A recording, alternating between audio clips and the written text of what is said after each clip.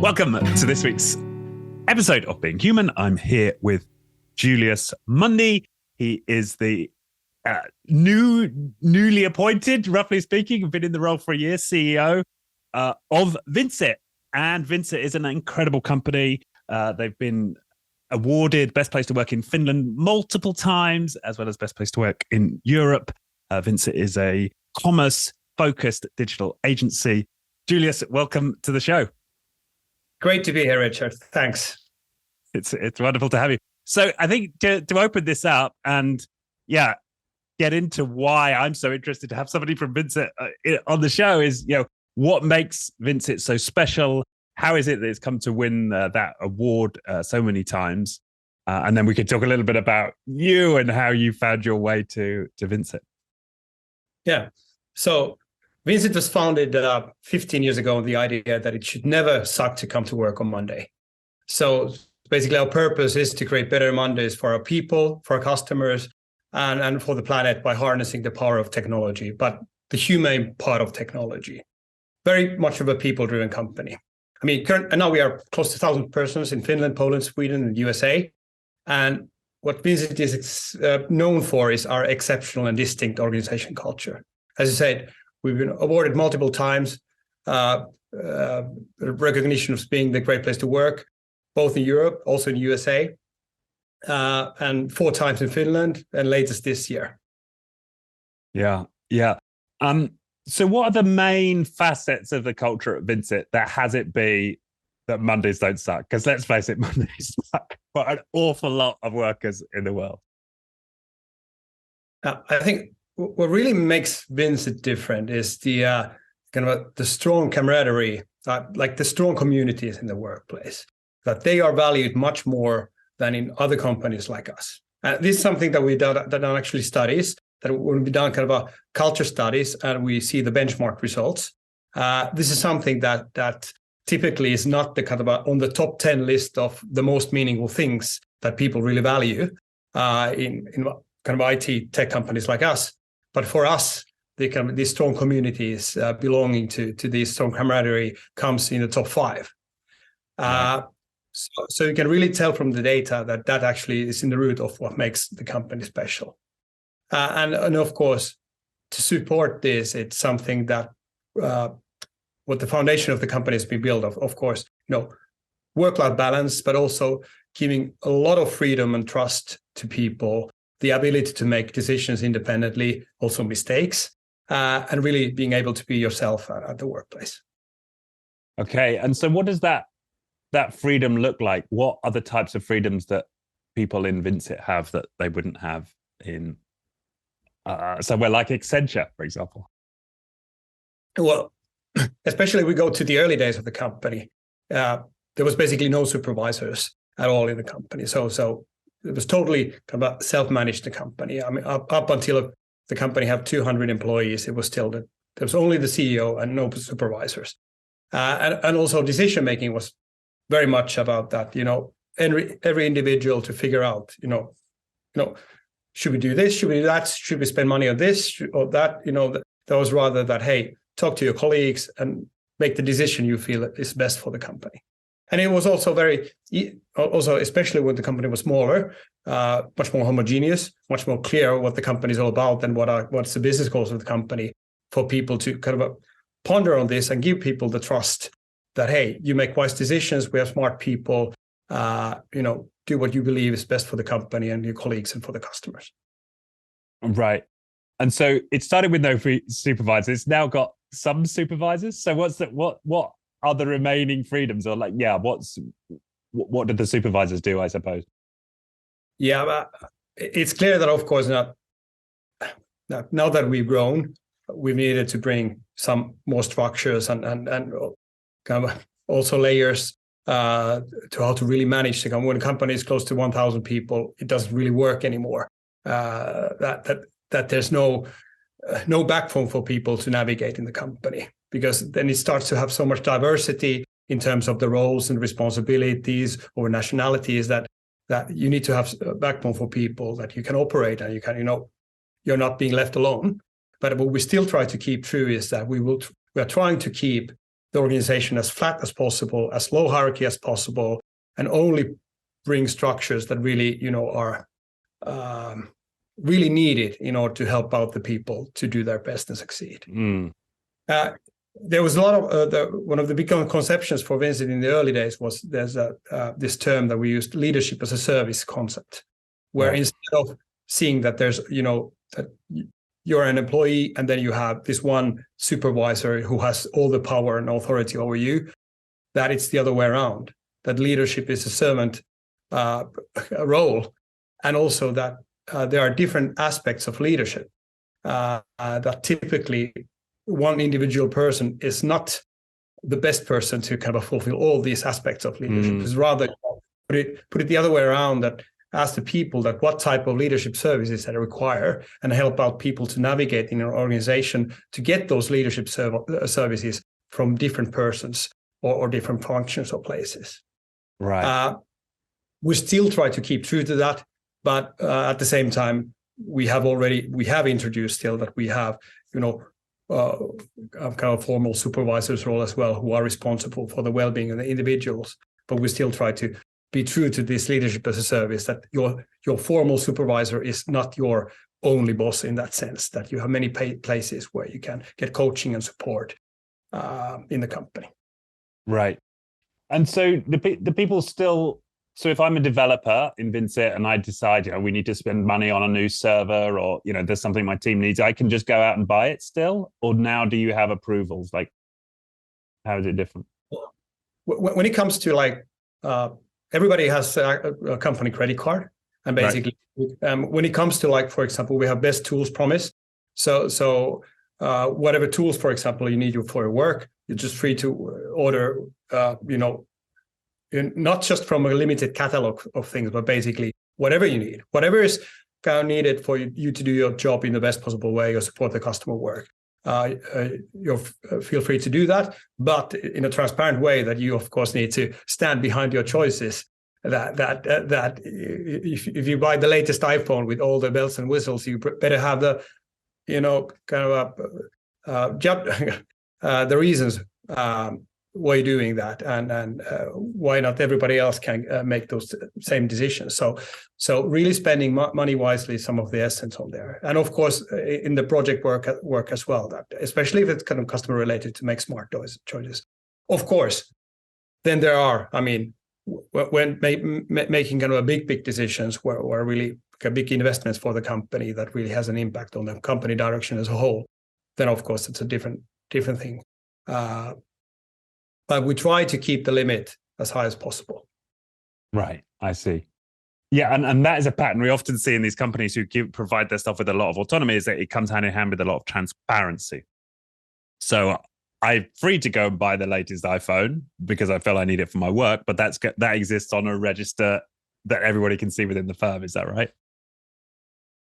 Yeah, now we're really trying to also increase now the transparency on this, because of course, as the company grows, like this, it's easier to keep this kind of a peer mechanisms that, make judgment calls, do I really need this? Is this the right call? When you still, have a tight-knit community, everybody else, you understand, you kind of balance out that what is kind of the acceptable levels and what is good for the company. As the company grows, becomes multinational, of course, it also changes a bit of the perception of people coming from different nationalities, different cultures. Of course, we have also a background of many acquisitions and mergers that, of course, mixes cultures. So I would be lying if I say that it's easy to maintain this, because it's easier if you just kind of home grew the culture. But when you bring a lot of people from different perspectives, to keep the kind of transparency, openness, the trust, and we're constantly kind of experimenting that what type of mechanisms do we need to enforce and foster that we would not need to, change these, and we would not need to kind of implement this type of traditional control mechanisms in place. Yeah, and that is often the case, because on this podcast we've had dozens of stories of companies who started out flat with very high levels of freedom, high transparency, these are awesome cultures, and then over time, if the founder with that vision moves away, it seems like there's a swing back towards traditional control. And I suppose you've become a guardian, have you, to some extent, of that legacy? Yeah, and at the same time, of course, we can't be the same as we grow. Yeah. We accept that we need to change. So I think the key thing that at least I'm trying to foster, that we can be the best version of ourselves in the current stage, in the current phase we are. At the same time, it's clear that we can't, just look at the past, that everything was better when we were smaller and things were better, and now it's not the same company anymore. And that's true. We're growing fast, we're changing, it's an evolution, but it's all about that, how are we able to work our own paths still and make our distinct kind of choices going forward as well. Yeah. That separates us from the others. Right. And so if spending is one example of a sort of unusual freedom that people have within Vincit, what are others that people enjoy in Vincit that may be different from other companies? I would say that also super flat organization, also in terms of communication culture. That like there's basically close to zero barriers of what type of discussions are taking place, especially in our Slack environment. That everything that happens in the company are quite openly and with quite harsh criticisms also kind of handled, which is very good. I mean, it's very that we have this openness, transparency. At the same time, the other side of the coin is, of course, that as the company is growing by size and the complexity is increasing, you can't expect anymore that every individual in the company is aware of all the dimensions of different things that are going on. So there's always a balance that what type of discussions are fruitful for take, like on all company, all hands meetings, and what a topic, that the context starts to be so blurry that if you're not into the details of the context, you can't really contribute on the topic or the discussion in the best possible way. It's not always fruitful. And this is a balancing act, of course. We do not want to, this as well, that how to keep that level of openness, transparency, everyone can, have direct access to me, for example, but still that we can have relevant discussions and not just overflow of communication, because as we grow, otherwise people won't do anything anymore than just be, looking into all the details, what's going on in the company, instead of focusing on their own work. And I know that some companies have solved that problem. I'm thinking about Gore, who make Gore-Tex, and Semco, which is one of the very early examples of self-management, that they split into cells, right? I think of about 50 people, and they created, and also Hire, right? The Chinese, very flat, they create multiple mini enterprises. So that's one way to start to address that issue. Could you see that being Vincit's path, or are you doing something different? And this is something that actually Vincit grew with this cell ideology, and we operated in location-based cells that were operating very autonomously.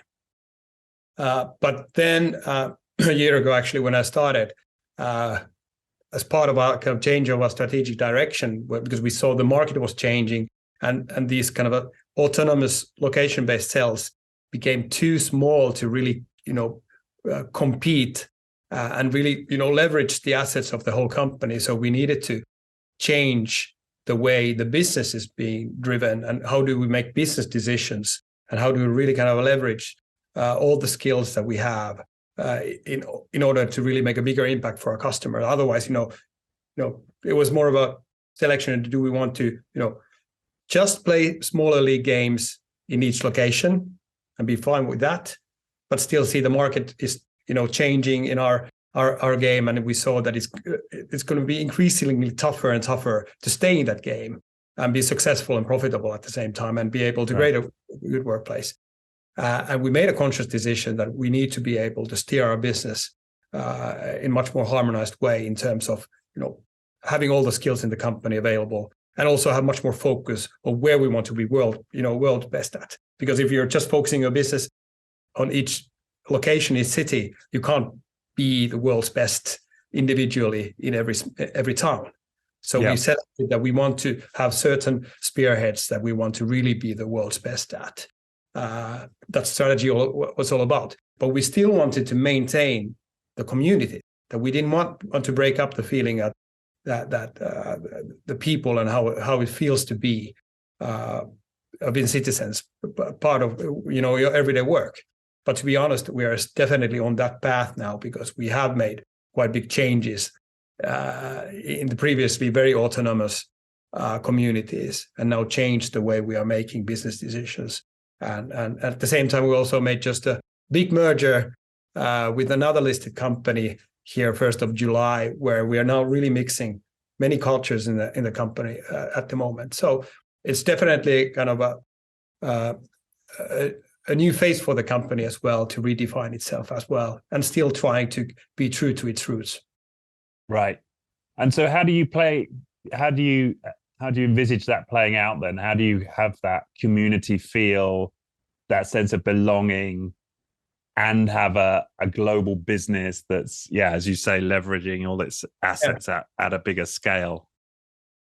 Well, what I believe in it, what really makes kind of a strong organizational culture and environmental, what creates success and where people are really engaged, is you need to have two things. First of all, you need to have the higher level kind of a purpose and direction for the company. It's something that really unites the people. It's beyond yourself, and you believe something that you're kind of motivated to lead, that this is the big direction. But that alone is not enough if your kind of everyday life, your closest colleagues or your closest immediate supervisor, or how your everyday kind of work assignments look like. If you don't get, if they're not matching your values, you don't get the kind of a positive triggers every day on that one. That is typically the most important things that defines whether people really feel engaged in their workplace or not. Even that's even stronger than the kind of a high level purpose. People can actually accept a bit of a more vague, bigger picture if the working environment they work on a daily basis is fulfilling for them. And I think here now, especially for Vincit, the COVID time has hit us very hard, because the DNA of the company has been built on the strong communities. Very much the work we've done, that people have kind of gathered physically in the same locations, also outside work. So there's been much more activities among your colleagues than in many other companies, where you spend much more time with your colleagues as friends. And also the workplaces have been much more community places where a lot of activities outside the work happens as well. Having fun, inviting your friends and families as well. And now with COVID, of course, we, as the rest of the world, see that a lot of our people work majority of their time remotely still, and of course that has eaten a bit of that feeling of community, and we are also trying to figure out the best ways of how to foster and strengthen the communities again. Right. Yeah. I can imagine for a company that put so much investment in that. Yeah, I can see how COVID might have hit harder. Yeah. Okay. And at the moment, though, the plan is just to keep. So it sounds to me like there's you, and then there's supervisors, and then there's people. So it's basically 3 layers for the whole company. Is that right? Is that the plan, to kind of keep it that flat? Let's see. I think flatness in itself is not, I think, the value that you I think what we should aim to experiment, what is the best model that works and is like as flat as it can be, but it can also be different in different places, I think, depending of what the different size of different communities or the role of those communities that we can have. So I think if we just aim looking at the layers and become too adamant on just keeping on those, we can easily lose the purpose of what are we actually trying to achieve. So I think the key thing is there that you have that the people feel that within the communities they can make autonomous decisions, they understand what's expected of them, and they can do the best for the common good and kind of take the company and the customers we have forward. I think that's the key thing that is what we need to aim, not flatness. I see. Yes. Itself. Yeah. Right. That makes sense. But typically, of course, flatness is part of that. That of course, they correlate heavily. Yeah, and the reason I guess I push on the question is because I think what companies like Vincit prove is that you can be very successful, even at scale, without the traditional bureaucracy, which tends to dampen the human spirit in organizations. And so I think the fact that you have such a flat structure is even at the level that it is, right, which is still testament to the fact that we don't need a lot of what we think we need in order to be organized and coordinated and effective in the world inside companies. But I think we are really now in a turning point in many phases as well, because now we have also, as we have now a mix of different cultures and backgrounds coming in. So we're now facing a situation where there's a lot of kind of long-term citizens that are feeling that, hey, we're now, we're growing too big, and now there's this starts to be this big company mindset too much, and we start to have too much, rules or ways of working or structures that people like, very radical thinking that we don't need anything. And then we also have at the same time a lot of new joiners in the company that are feeling it's too chaotic. It's not clear, where do I get the information? What's expected of me? Where do I get support? How do I navigate here? So trying to balance with these differing needs, where others feel like we should take, we're all already gone over the board, and others that are saying that you can't work in an environment like this, that it's impossible to do your best, and too much effort is gone and energy spent, internally trying to figure out things. So right. So and how are you as a leader then? How are you dealing with that tension? Well, I think this is all about, how do we evolve the culture, because it's clear, of course, that we can't be, as we decided to make that, we didn't stick to this kind of a very autonomously operating cells, that we want to really be able to leverage the whole the assets of the whole company and the skills we have. It's clear that we need to have ways of working that apply to everybody in the company, and some ways and structures and processes that apply. At the same time, I think it's the mindset that we put the means to an end and keep the people in the center of decision making, not like the processes. So people before processes in everything that we do, and there needs to be a strong justification why we do something, not just something because now the headquarters wants to do something. And I think we really need to balance out with that, because we are, as I said, in the turning point of that. At the same time, I think when we are talking about kind of a company culture that puts a lot of trust on people and gives a lot of freedom and wants you to operate autonomously, it also requires a lot more from the individual as well. I mean, often you see that people are longing for in more traditional companies that they would like to, we should have more self-management, we should have more autonomy, more freedom, but then it might turn out that people who then get that might actually get a lot of stress from when they realize that now it's not that clear anymore what is expected, that I need to do much more myself to understand and get things done. So the more autonomous kind of a community managed leadership style or kind of a management system we have, it requires much more from the leadership. It requires much more from the individuals and the communities. And this is typically one of the key misconceptions of when we're talking about self-managed companies, that you don't need leadership anymore, or you need less leadership. Actually, it means that you require less management, but you require much more leadership to the kind of a constant gardening of the company to make sure that it's healthy. Yeah. And then at the same time, it requires much more for the individuals as well to operate in that type of environment. Yeah, that's so true. And we've had several stories on the show of I'm thinking right now of Matt Black Systems in the UK, an engineering firm who's self-managed. And as they went through a transition from traditional to self-managed, they lost, I think, every single member of staff, like over the X number of years. So it was a complete change out, because it is a very different profile of individual who's attracted to working in self-managed style than in a more traditional bureaucratic. So I guess you've got a risk on your hands there with how you deal with it. And of course, it's fine. I mean, we need to find a common ground. Yeah. Yeah, no, that's right. And you're right to make the point that I think the self-management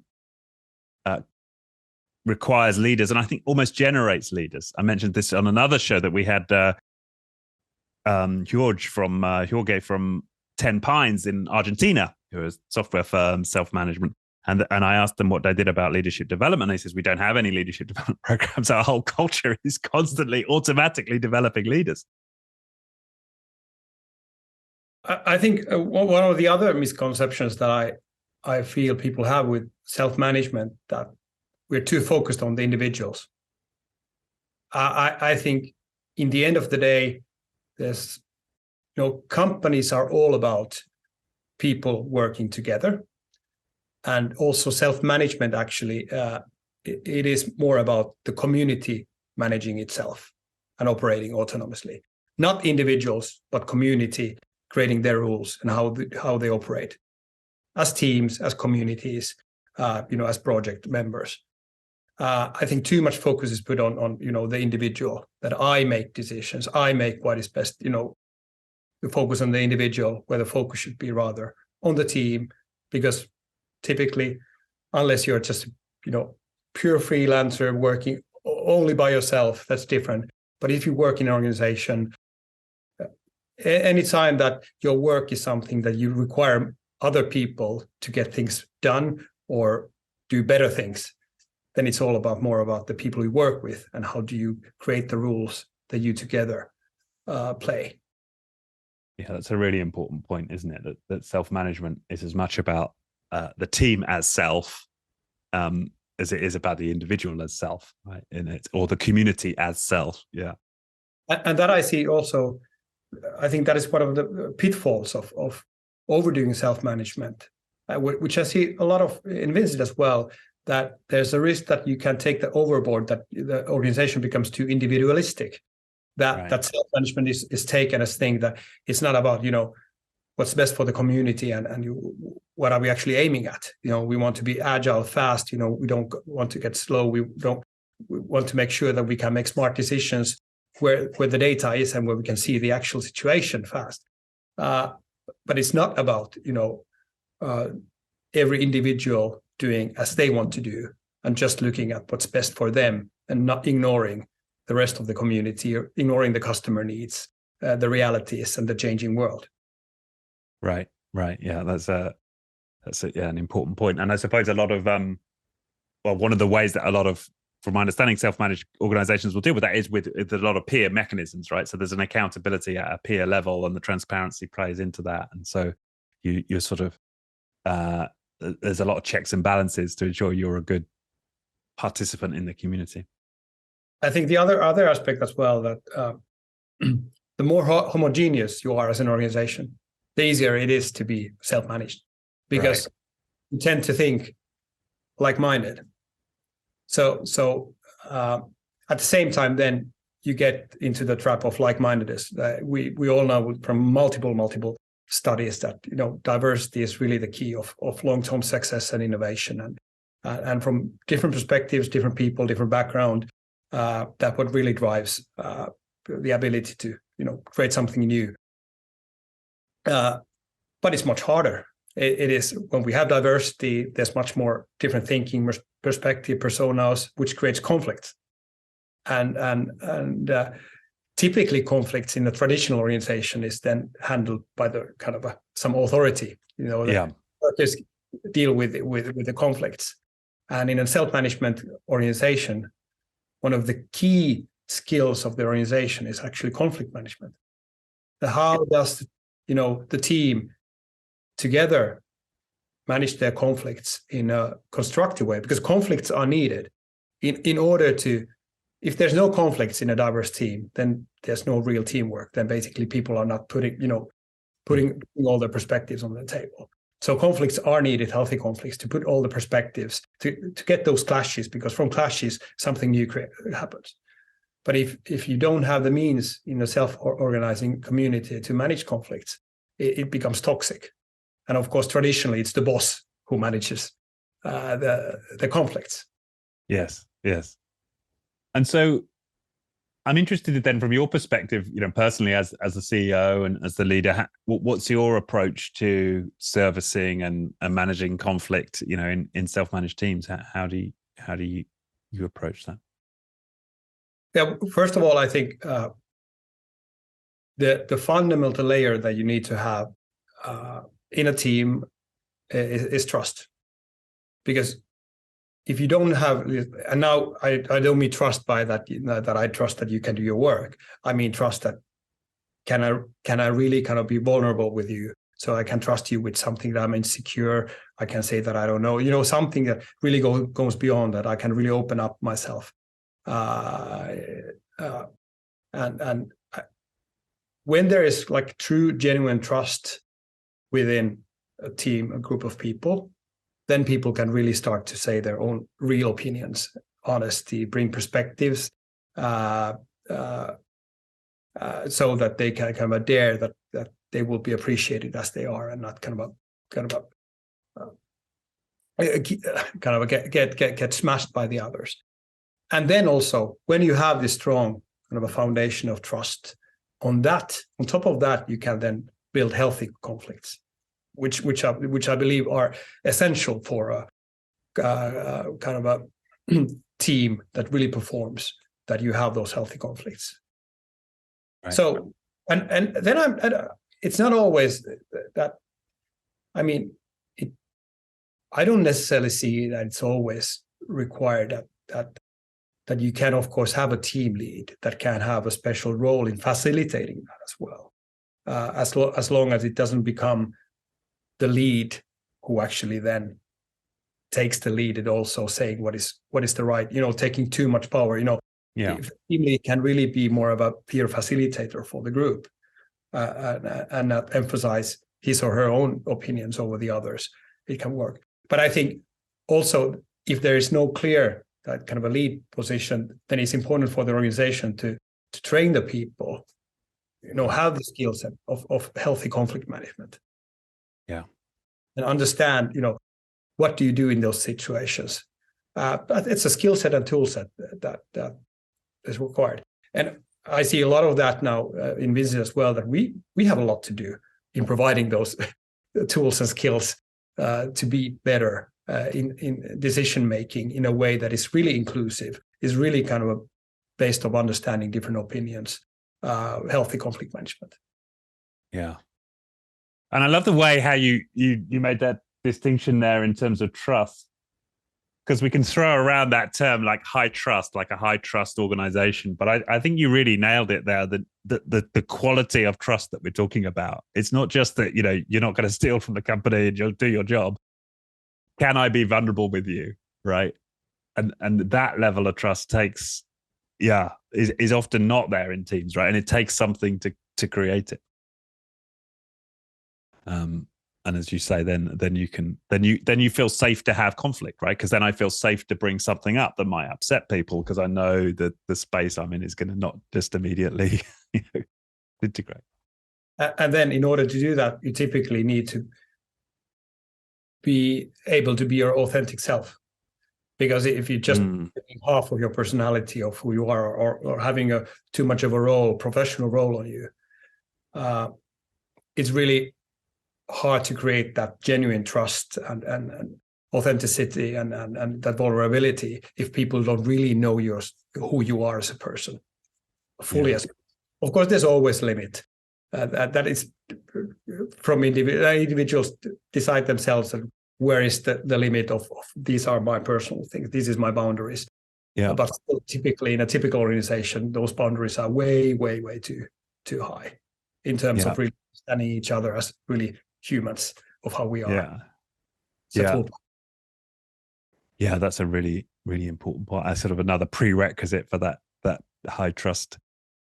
And so you're interesting because you came from a more of a traditional corporate background, and you've come into this role. So there may be many ways in which you've seen a difference as you've moved over, but is authenticity one of them? Is that something that you've you've consciously changed in terms of how you show up at Vincit versus your previous corporate life? Definitely. Well, first of all, I have a business degree from School of Economics. Started my career 20 years ago as a consultant at Accenture. So I learned a very traditional view of how companies are being run and managed, especially managed, and also a bit of how does a leader look like and what is expected of leader. And only until then, around 15 years ago, when I had the responsibility of driving one of the largest digital transformation projects in the Nordics, in the insurance sector, I got really introduced deep into the Agile movement. And with the Agile Manifesto, I really had a revelation that the Agile development didn't have anything to do with technology. That the Agile Manifesto and the Agile thinking, it was a management and leadership innovation, requiring fundamentally to unlearn many of the things that I had previously learned during my career and in the university. But how is it that you actually what makes a company successful, and what is that is really in a traditional old school management style that is killing companies of not being able to really run faster, innovate, rethink themselves. And I think that really morphed me into down the rabbit hole of really exploring organization culture, literature, starting to get into different different Agile communities, starting to get a bit of a new type of people who were thinking differently, and getting the sense of curiosity of understanding that, hey, everything that I thought I knew, being very overconfident guy, younger myself, I opened my eyes and understood that there's so much that I don't know, and there's so much going on in the world that I need to totally level down and start learning again of what it actually means to lead people, lead companies, create great organization cultures that make the workplace happier for the people, and also as a result then produce great outcomes both for the customers and the company itself. So you were kind of softened up for your role in Vincit through the Agile transformation work. I think if we think the past 20 years, then you could really see that I've been mostly working in more a big corporate established companies, where my role then became more of being the rogue in the leadership team that actually represents new thinking, is the challenger, is being given the job of actually making a step change happen in different environments. Sometimes succeeding with this, and sometimes not. Right.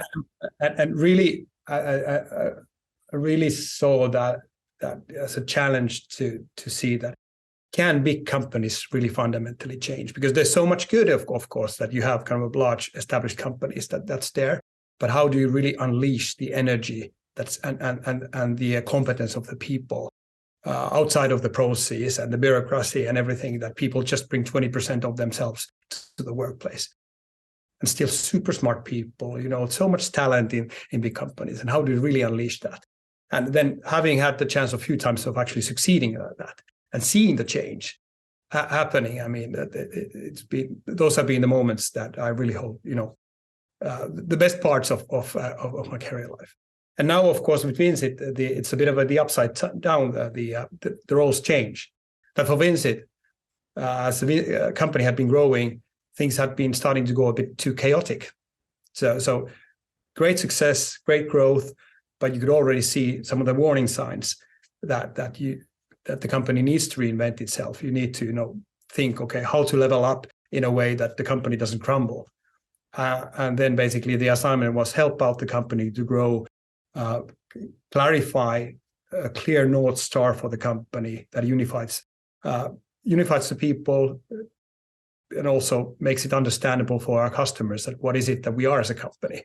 And then based on that North Star, try to keep the company as self-managed as possible, but within a common common framework, common direction, because it was clear that you could start seeing that what was happening, that these strong autonomous cells, when there wasn't a clear enough common direction, many of them started to operate already in conflict with each other. Okay, so that was one of the warning signs, was it? That right? And so now I'm interested. So what is the North Star? Sorry, what is your North Star? Yeah, well, because basically Vincit has been a kind of a design and digital development powerhouse, but the strategy of the company has really been up until now that we're just a great place to work for the best tech and digital talent. And there hasn't been a real, the business strategy of the company has been basically that we have the best talent, and then we will find the best projects and the best customers. Yeah. And now we've been gradually building, kind of clarifying that where we really want to be the best at, that as I mentioned in the beginning, that we are a commerce-focused digital agency that really helping out our customers in their kind of end-to-end commerce development to becoming a real business transformation partner around their kind of commerce needs. That is something that we want to make sure that the company is known for, as it's going to be the spearhead for our growth going forward. Okay, yeah, got it. Not forgetting the roots, still in the DNA of the company, that we will not succeed if we will not keep true to our roots that we will be the best place to work and grow for our people today and tomorrow. Mondays need to stay awesome. Yes. Yeah. And so, and back to this authenticity then. So that's, I think there may be other leaders, hearing that and maybe questioning, are there aspects of my persona that maybe I could experiment with dropping, or could I show up differently? Like, what's been your personal journey there? Do you consciously work on your authenticity, or what do you think of or do in that realm? Definitely, I see that for myself as a journey. When I started my career, I definitely, as I mentioned, had a more of a traditional start in my career, and I had much more clear professional role and then kind of my civil role. And it's definitely taking me to kind of a self-learning and also rethink. This is part of also the unlearning and rethinking what it actually means, and also seeing the world with different lenses. Because I don't think that I 15 years ago could have seen myself as the CEO of a listed company based on just my kind of conception of what it actually takes to be a CEO of this type of company. That how do you need to behave? How do you need to look like? What sacrifices you need to do in your life if you want to go there? And this is something then kind of of course, the world has changed a lot and the generations have been changing along, and we see this now a lot, but also for myself of really, gradually letting go of those differences and the roles, my professional role and my private role has been converging step by step. And it's clear that what I'm today, I'm the most authentic myself that I've ever been in my work life before. But of course, safe to say that the journey is still ongoing. Got it. And so what would you offer people who are starting to consider like becoming more authentic in the workplace? Like, what are the things that have worked for you, or what advice would you give or counsel? I think, of course, it comes down that, of course, it's really hard to be, of course, depending a bit of a role and where we stand. In an organization culture, if it's really different from where you are, or what is your kind of where do you identify yourself, it can be hard to do that. And of course, really, first of all, I think you go into an environment you feel that it's safe to do that. But especially the higher you are, the leader, in different leadership positions you are, I think you should set an example as well to push the limits, because I think that you set an example, of course, for the others, that what it means that both within the company, but I think especially the more visible role you have also outside of the company, you also set an example for others. And of course, then understanding that then being your authentic self doesn't mean that everybody else should mimic you, because that is You just show that this is one way of doing things, and this is one way of acting, which is not to say that this is the way or this is the correct way or this brings the best results, but at least kind of showing that at least you can take your own personal way of driving things and communicate and act. Yeah. And so what are some of the ways that you set an example in Vincit then? What as the CEO, what is it you might do? Well, I think for us in Vincit, as I already mentioned, it's the super flat organization really, it shows, and being like the amount of communication we do, I mean, in different channels, different ways, and also the different mediums that people really have the chance of having a genuine dialogue. I mean, whether it's, being there active on Slack channel, we have monthly Ask Me Anything sessions where basically the whole company can ask whatever they want to live, and then, every question is being answered. Reflections on where the company is heading, posting after every leadership team meeting we have, posting the notes, memos of what's been handled and discussed. Trying to do acts and show, opening up, so that people really feel that, hey, that what's going on, there's no secrets. But at the same time, I think the other way around there as well, that people get quite impatient as well, because when they see that you don't have all the answers to the questions, it can be quite scary as well. And then that might lead to comments and criticism that we have leaders who don't know what they're doing. They don't have answers. So that's a balancing act as well. What you get, that if you don't have this transparency, you can have this charade that, we know everything, we are not just telling yet, and then we will get to the answers when it's the right time. When you're open about it, you're also open about that you don't know everything. Yeah. And that can be scary. I think that's such an important point. And I do think that is something that a lot of leaders can experiment with, that edge of where they share, because I see it all the time in organizations. Oh, we don't want to release that. We don't want to tell people that because that's going to send hairs running and we might get some difficult questions. It's better to hold that back until we get a better story or a better set of answers. And that is really well intentioned. But I think a lot of leaders don't realize that they're destroying trust in the process, because people know that they're not being told everything. And of course, then there are things that you can't tell. I mean, especially planning company acquisitions. I mean, right. You can't open up. They always come as a surprise for people, and then something happens. Also, something has hit the organization culture in Vincit now very hard this autumn, is that as part of the big merger we just did now, we needed to lay off some people. And of course, when planning and preparing these type of really difficult decisions, it is not also by law, you can't, it's something that you can kind of publicly go through with the whole company.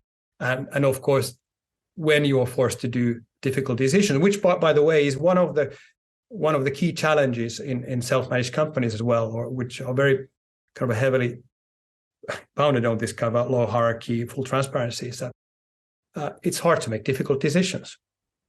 It is, and you might get kind of a decision paralysis as leaders, because you don't dare to do things because you're afraid of the reactions you get. Because the reactions are typically, they are very emotional, because when difficult decisions typically means that they are not always positive to individuals or communities. So the emotional reactions, because people really feel that their trust has been broken. Right. And they're also in environments where they feel able to share that frustration and those emotions. Yeah. So as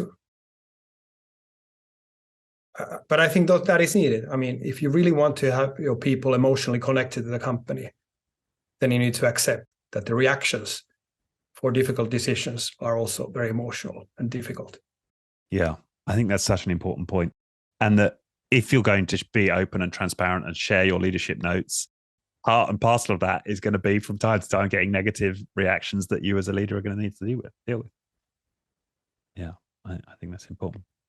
I know that you're a father, and you talked earlier about like you would have never expected to be in, CEO of a listed company, given the sacrifices that you would have thought one would have to make. Like, how do you find that balance now as a father? Is it different in Vincit? Are you able to combine being, a father and a CEO in ways that work for you? Yeah, I have 3 kids. Soon all of them are teenagers, so a very different phase of course now with the kids than when they were smaller. I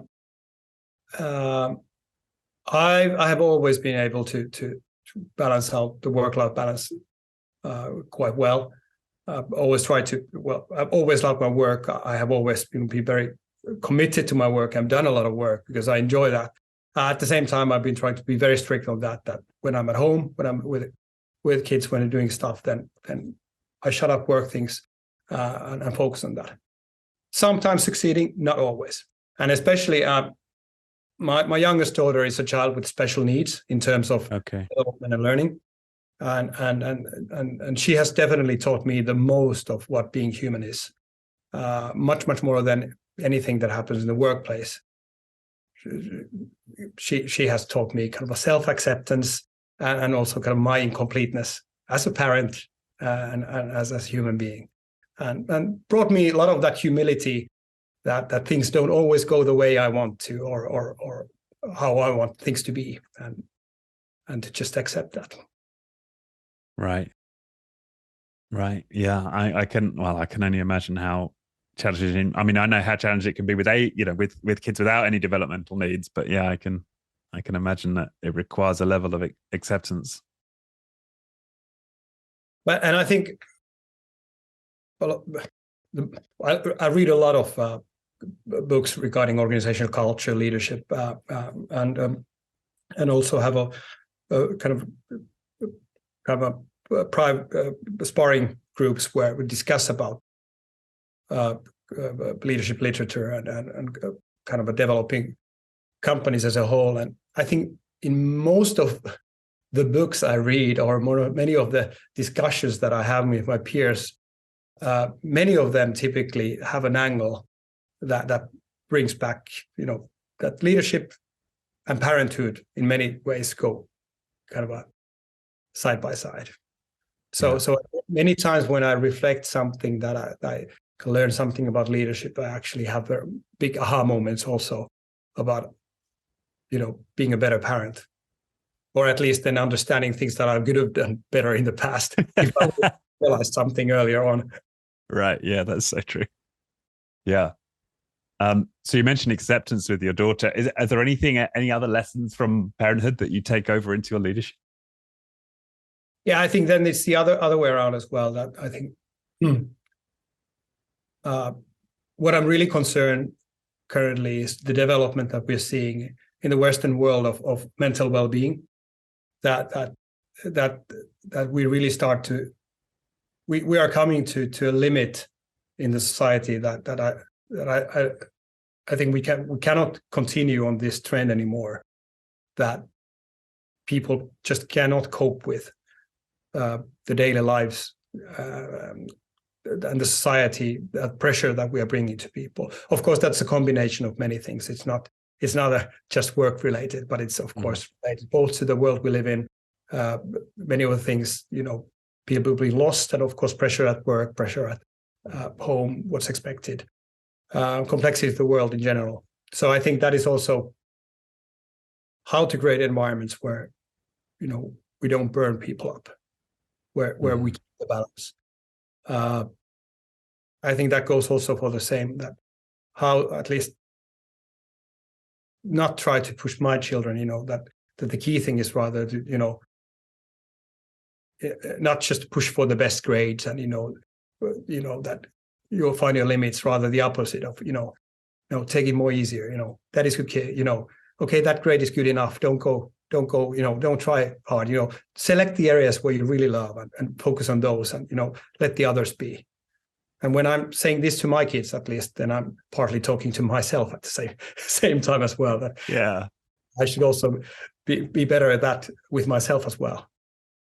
Yeah, that makes sense. And you see the mirror, right? Because when we talk about self-managed organizations, we're creating environments where we encourage people to follow their hearts, right? To follow their intuition, to select the projects and go make an effort in the areas where they sense they're going to have the biggest impact. And we don't tie them down to job descriptions and so on. And yeah, that makes total sense to me, that we'd want that for our kids in schools, in life, as a general sort of philosophy of, well, it's back to trust, isn't it? Trust that people have an intuitive sense of where they're going to have the biggest impact, and let them follow that.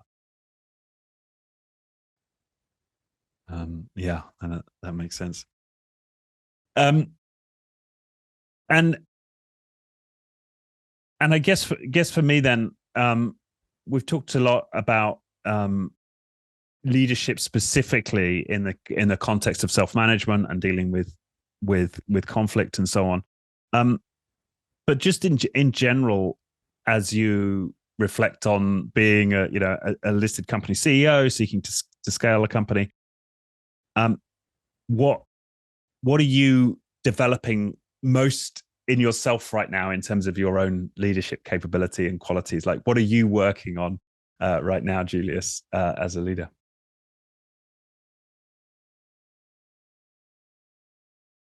Very good question. I think, I said,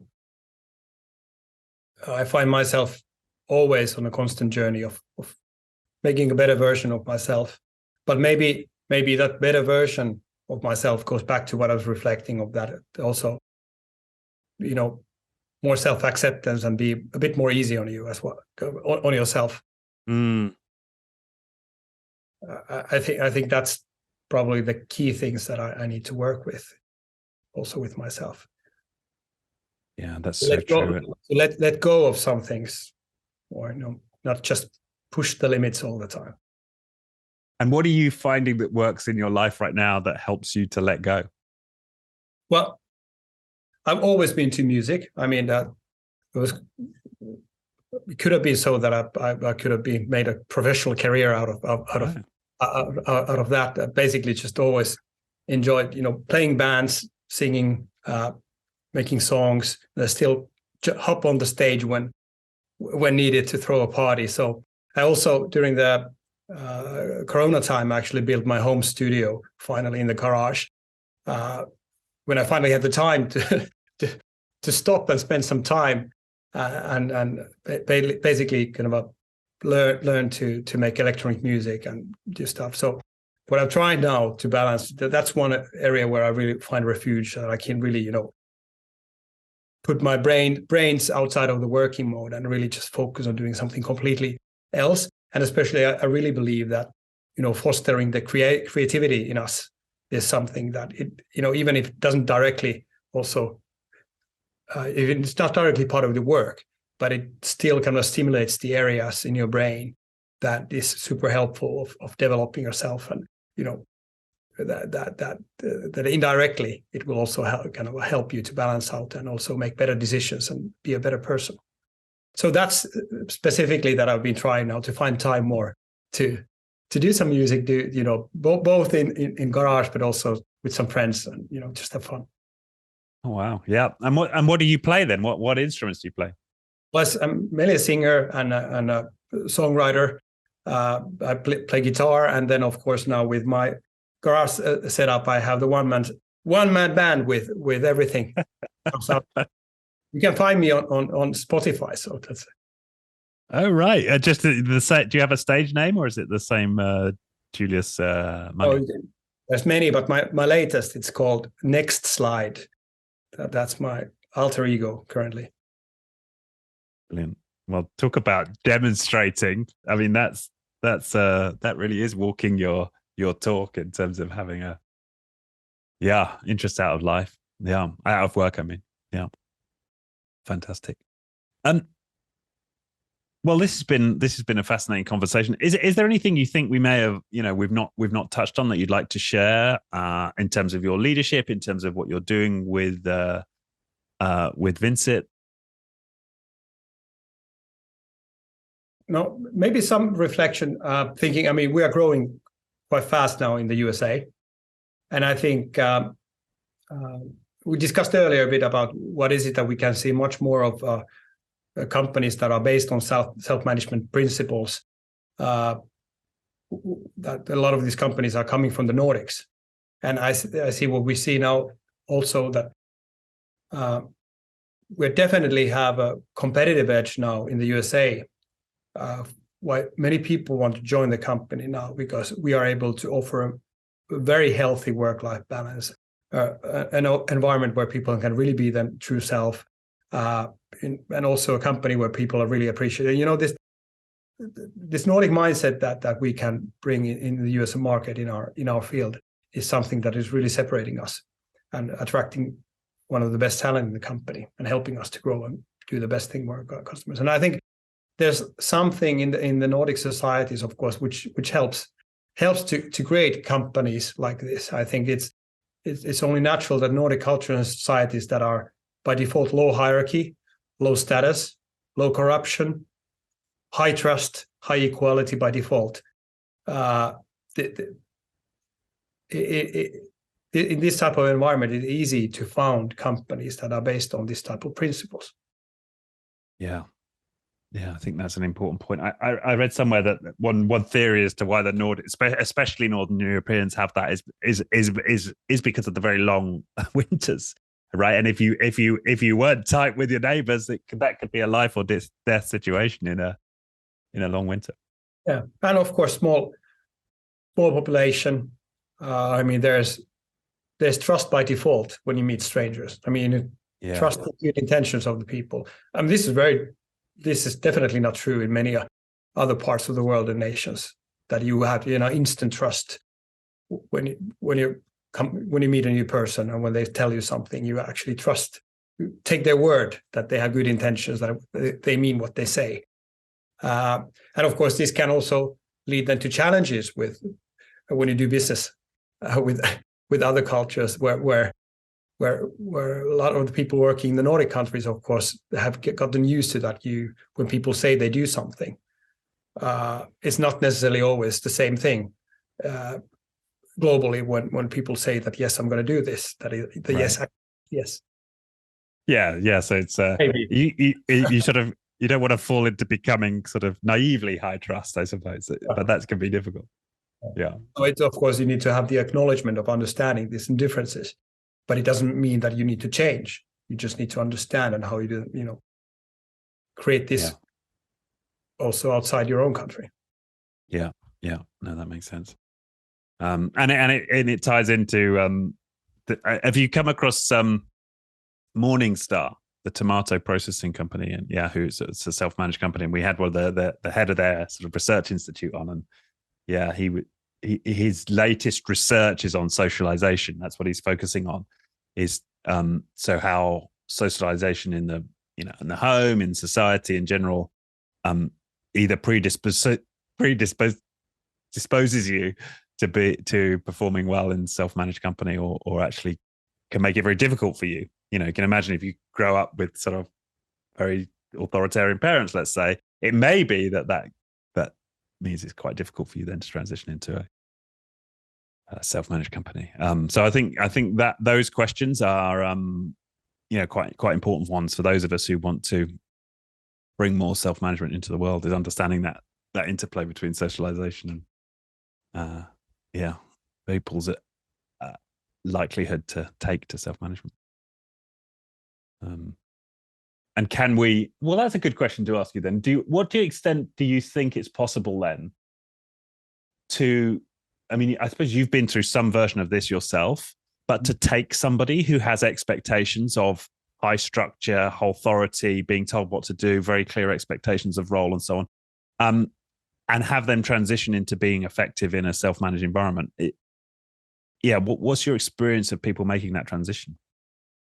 I think it depends on the role. Right. A lot. What type of? So I think the more, I don't want to use, I mean, the more responsibility you have in terms of, driving a change in the company or being a leader, then I think it's really difficult. Right. Yeah. But depending a bit how much are you expected to influence others? I think that's the key thing. Yeah. And if you're a kind of a professional that your own craft is your main thing, then it's much easier to make that transition. Not easy, but easier. Yeah. That makes sense. It's really hard to change as a leader or within a role that you really need to drive change, because ultimately it comes down to what do you believe, what's your kind of a belief on how do you believe that you can make people do things, how do you see usage of power, and how do you utilize that? So I mean, if your kind of a fundamental philosophical beliefs are very different, those are very difficult to change.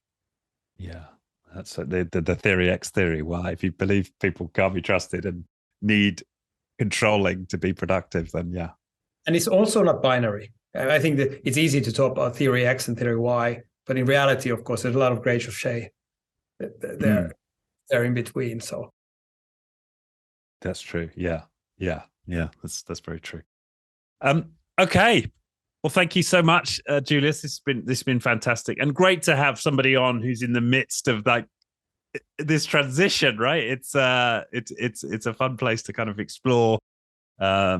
You're dealing with shades of grey right now, and history will tell how it goes. So that's it will be interesting in 5 years' time, like which philosophy wins out at Vincit, and where do you land as a culture? Yeah, absolutely. All right. Well, thanks once again. So people can find more about the Vincit story on vincit.fi, and then there's .com as well, right? Yeah.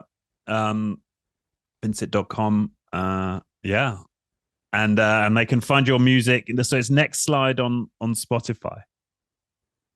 Awesome. Anywhere else you'd send people? Any other like references or resources for people who are interested in self-management or any of the topics we've covered? Well, I think that's a totally topic of its own to start talk about, the key books that have really influenced me, or the kind of a key persons, but maybe we'll leave that to another one. Another one. Okay, good. All right. Well, thanks once again. It's been a pleasure. Thank you. Likewise. Thanks, Richard. Thank you. Bye.